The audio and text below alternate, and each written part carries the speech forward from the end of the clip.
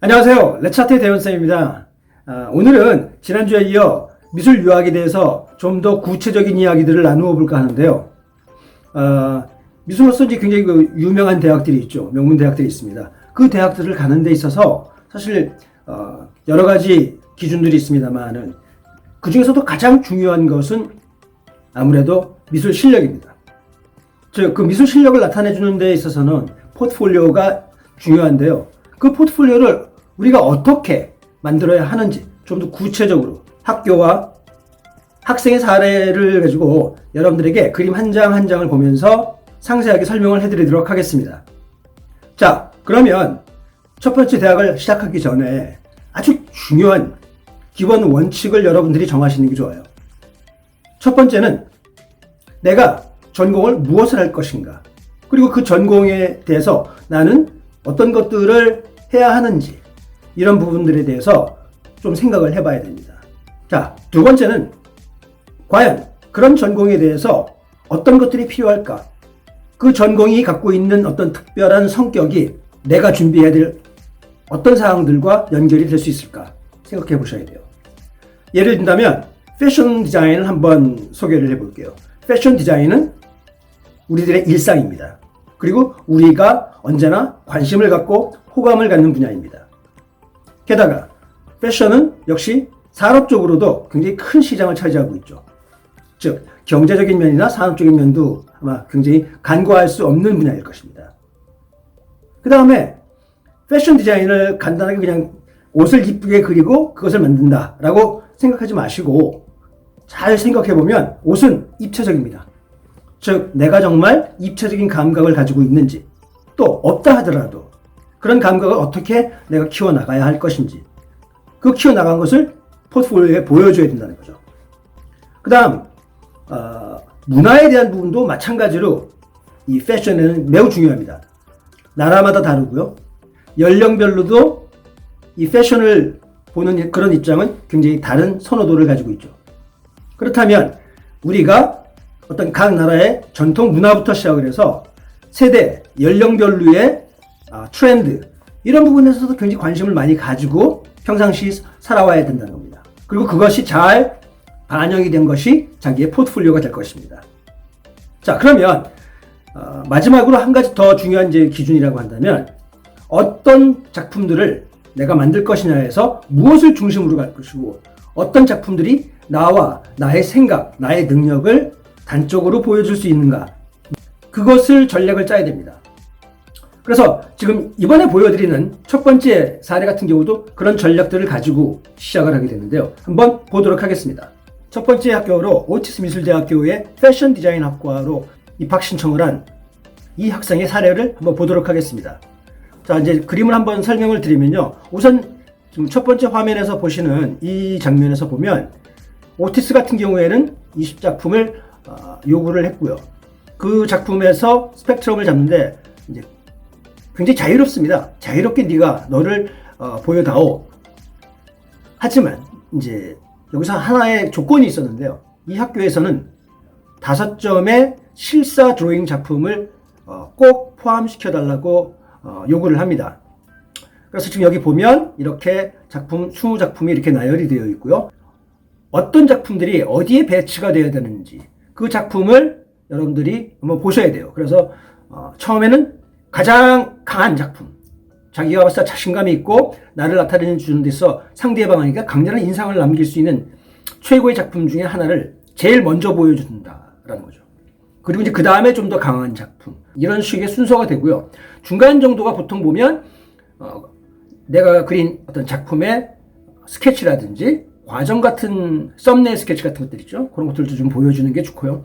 그리고 제 전공 분야가 아닌 거의 좀 진짜 동떨어져 있는 그런 작품들을 다양성 있게 보여줘야 되다 보니까 그런 작품들이 아무래도 좀 중간 쪽에 좀 들어가는 경향이 됩니다. 그리고 나서 거의 후반부에 왔을 때는 그래서 나는 패션 디자인을 하려고 한다. 그리고 이것이 바로 나의 패션 디자인을 하는 데 있어서의 굉장히 중요한 강점들이다라는 좋은 작품들을 역시 또 마지막으로 이렇게 배치를 시켜놓는 전략을 잡게 됩니다. 첫 번째 작품은 이 작품인데요.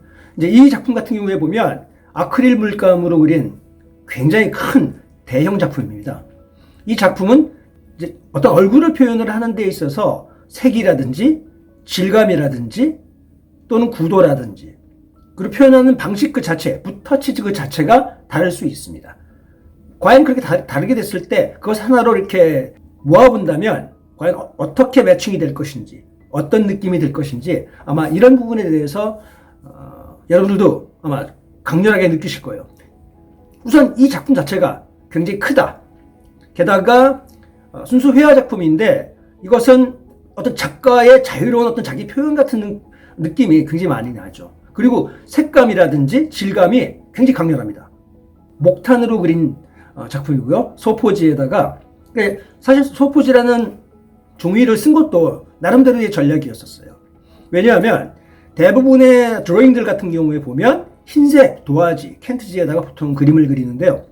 특히 미국 같은 경우에 보면 좀 색다른 어떤 재질의 재료나 종이 이런 것들을 이용하기를 되게 좋아해요.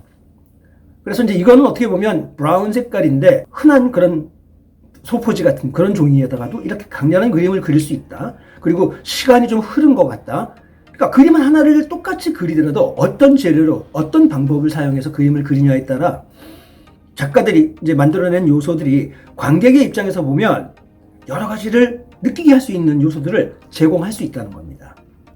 재료는 또 이제 목탄을 사용했어요. 미국 같은 경우에는 거의 기본적으로 대학, 미대에 가면 목탄이 거의 1년에서 뭐 길게는 2년까지 거의 대부분의 작품을 목탄으로 그리는 경우가 많습니다. 목탄의 드로잉도 또 역시 느낌도 굉장히 푸근하거든요. 뭔가 풍부합니다. 연필에 비해서. 그리고 인체를 사용해서 크게 그리다 보니까는 어떤 에너지가 느껴진다든지 이런 것들도 플러스 요소가 됩니다. 자, 이번 그림은 굉장히 화려하죠. 색깔이 굉장히 강하고 밝습니다. 하늘로 용이 되려고 하는 어떤 그런 잉어의 모습을 그린 겁니다. 우리나라에도 이 문화가 있고요. 뭐 중국에도 있죠. 그리고 일본에도 있습니다. 그러다 보니까는 이게 우리 아시아권에서의 어떤 문화를 잘 나타내기도 하고요. 서양인들이 봤을 때 왜 잉어를 그렸을까? 그리고 하늘을 치솟는 걸까? 라는 부분에서 간단한 설명 같은 것들이 이제 들어가 줄 수 있는데요. 동양권의 이 문화를, 전통 문화에 대한 거, 히스토리 또는 스토리텔링 이런 것들이 굉장히 어필할 수 있는 그런 요소라고 할 수 있습니다. 그래서 일부러 우리는 이런 부분을 좀 더 강조를 했던 거고요. 또 한 가지 이 작품이 중요한 작품이고 또 선정된 이유는 패턴입니다. 패턴이라는 건 결국은 패션과 뗄래야 뗄 수가 없어요. 그래서 이 부분이 굉장히 중요한 부분이라고 생각합니다. 그 다음에 이제 다음 작품을 한번 보시면요. 여기도 보시다시피 이것은 콜라주 작품입니다. 즉 종이를 오리고 붙이고 여러 공정이 필요합니다. 특이한 질감의 종이가 나오거든요. 그 종이 재질을 가지고 오려서 한국의 전통 문양인 이런 패턴을 만들어 나간 겁니다. 또 여기서는 한국의 전통 문양에 대한 부분, 패턴에 대한 부분 역시 소개를 하는 거고요. 재질에 대한 굉장히 그 실험성, 이 부분도 잘 어필이 됐습니다. 그 다음 그림 한번 보면 이제 여기서부터는 실사예요. 기본적으로 이런 능력들을 가지고 있다는 걸 보여줘야 되거든요.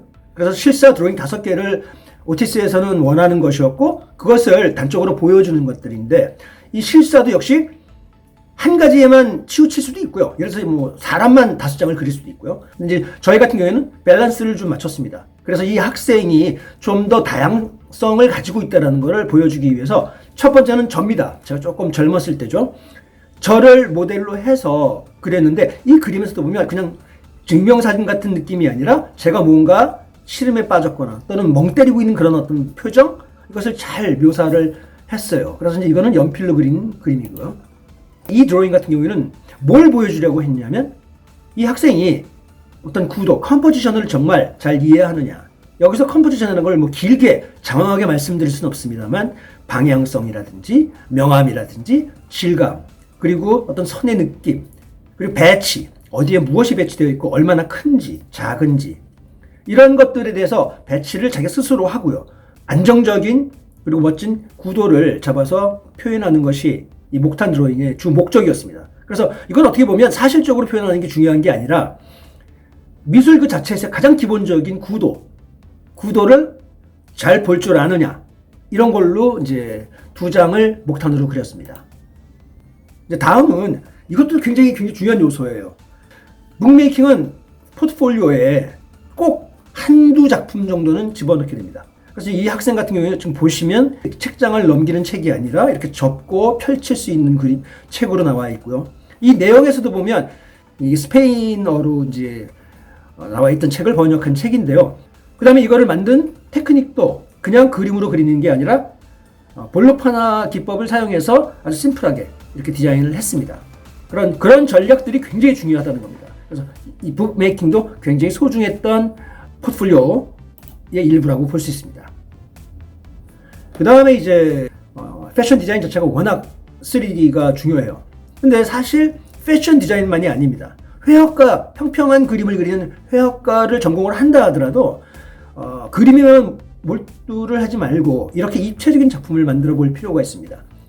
근데 이제 이 친구 같은 경우는 그런 구상적인 것보다는 좀 더 추상적인 것, 개념적인 것에 좀 더 관심이 많았고, 사실 그 부분이 아마 더 잘 먹혀들어간 것 같습니다. 왜냐하면 그 패션 디자인 자체에서도 추상적인 요소, 특히 3D적인 요소에 굉장히 관심이 많거든요. 그리고 거기에 중요하다는 요소를 갖고 있으니까 이 학생 같은 경우도 이제 폼보드를 사용해서 컨스트럭션을 한 거죠.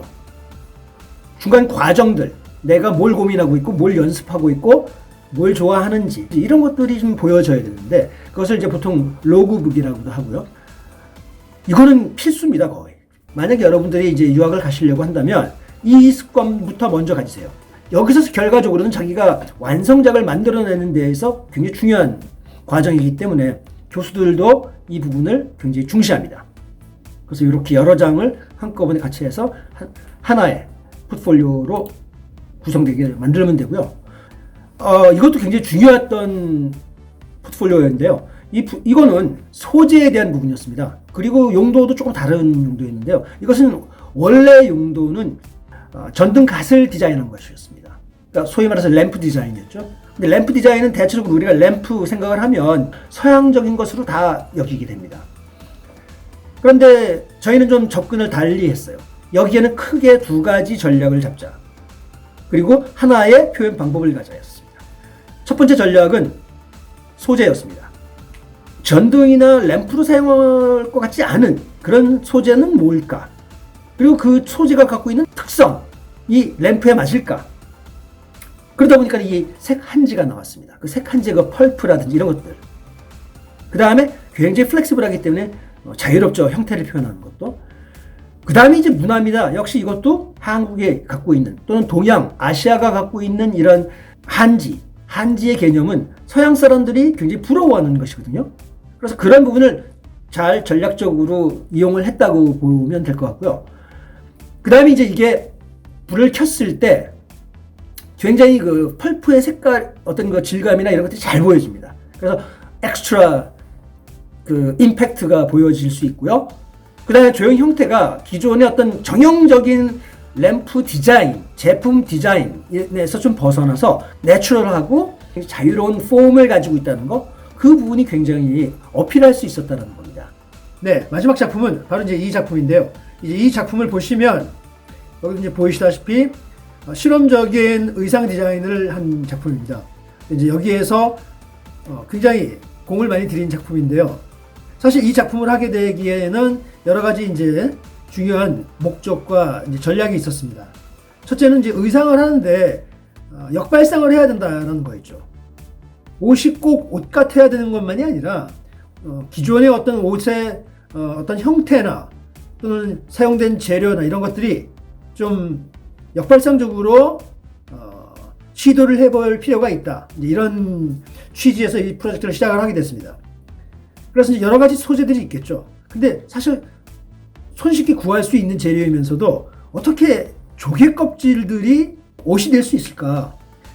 이런 의문에서 시작을 한 거거든요.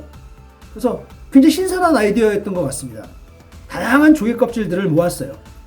과연 그런 조개 껍질들이 옷으로 변환을 할 수 있을까 하는 그런 부분에서 여러 가지 아이디어 스케치도 해보고요. 다양한 종류의 조개 껍데기들은 형체나 색깔이나 이런 것들이 굉장히 다양하거든요. 그래서 그 패턴화된 부분도 있고.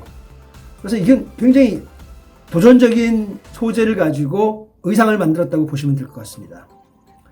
그래서 이제 요거를 디자인을 해서 최종적인 마지막 작품으로 넣었습니다. 다양한 작품들, 그리고 무엇보다도 실험적인 소재의 사용이라든지 또는 개념을 바꿔서 어떤 작품을 만드는 거, 이런 부분이 굉장히 중요한 부분입니다. 그러면서도 아마 이번에 보시면서도 이 학생이 자기의 어떤 포트폴리오의 메인 포커스가 무엇이다 라는 것이 어느 정도는 좀 보이셨을 겁니다. 여러분들도 아마 그렇게 전략을 잡고 내가 무엇에 관심이 있고 뭘 잘할 수 있는지, 그리고 내가 앞으로 뭘 하고 싶은지에 대한 생각을 그림으로 전략을 짜서 이렇게 보여주시면 될 것 같습니다.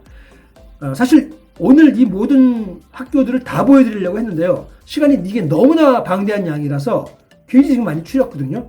그래서 오늘은 캘리포니아 로스앤젤레스에 있는 패션 디자인의 명문 오티스 미대에 대해서 어떤 포트폴리오로 도전을 하면 합격을 할 수 있는지, 특히나 이 학생 같은 경우에는 전액 장학금을 받게 되었습니다. 자, 다음 주에는 그래서 둘로 나눠서